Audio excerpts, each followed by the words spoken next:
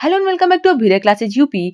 तो रचना के आधार पर वाक्य के तीन भेद होते हैं, सरल वाक्य, संयुक्त वाक्य और जटिल या जिसे हम मिश्र वाक्य भी कहते हैं। इससे अक्सर क्वेश्चन बनते हैं एग्जाम में। तो आज हम इसे समझेंगे। सबसे पहले जानेंगे रचना के आधार पर वाक्य के तीन भेद होते हैं। तीनों के नाम हमें पता है, सरल वाक्य, संयुक्त वाक्य और जटिल या मिश्र वाक्य। अब इसे पहचानेंगे कैसे, उसको हम समझते हैं। तो ऐसे वाक्य जिनमें एक ही क्रिया एवं एक ही कर्ता होता है या जिस वाक्य में एक ही उद्देश्य एवं एक ही विधेय होता है, वे वाक्य सरल वाक्य कहलाते हैं। जैसे एग्जाम्पल, लड़के स्कूल जाते हैं। यहाँ पे सिंपल आपको दिख रहा है, जहां भी सिंपल सेंटेंस आपको दिखे वहां पे सरल वाक्य हो जाएगा, लड़के स्कूल जाते हैं। या फिर राकेश पुस्तक पढ़ता है, मोहन धीरे धीरे पुस्तक पढ़ता है। ये सारे एग्जाम्पल जहां आपको देखने को मिलेंगे ऐसे सेंटेंस, वहां पे सरल वाक्य हो जाएगा। अब संयुक्त वाक्य और मिश्र वाक्य में हम अक्सर कंफ्यूज होते हैं, तो इसको समझते हैं।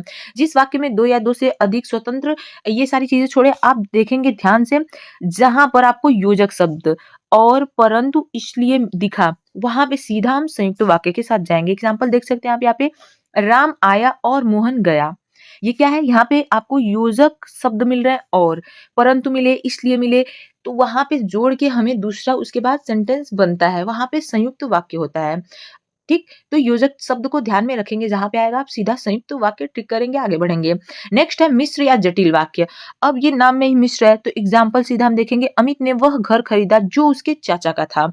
यानी कि जिस वाक्य में एक प्रधान उपवाक्य हो और शेष जो उपवाक्य है उस पर आश्रित हो, उसे हम जटिल या मिश्र वाक्य कहते हैं।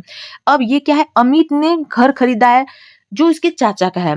अब ये एक वाक्य क्या है, एक उपवाक्य दूसरे उपवाक्य पर आश्रित है, यहाँ पे मिश्र वाक्य बन जाता है हमारा।